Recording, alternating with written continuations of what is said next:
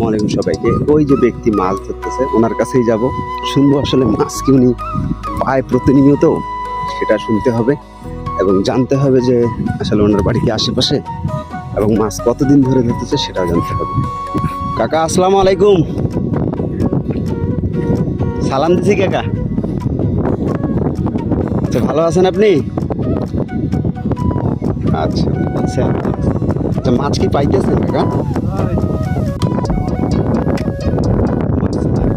সারাদিনে কি এই খেওয়া মারবেন? কিছু সময় আর কি, সময় যতটুকু পারেন ততটুকু সময়, তাই না?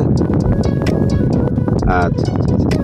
তার মানে এভাবেই উনি এই জালটাকে এপাশ থেকে এই পাশ পর্যন্ত নিয়ে যাবে এভাবেই। আর বাড়ি মানে এই আশেপাশে না কাকা? বাড়ি এখানে পাশেই। আর এই যে খেওয়া এপাশে জালটা বসাইছে এবং স্রোতের চোখেও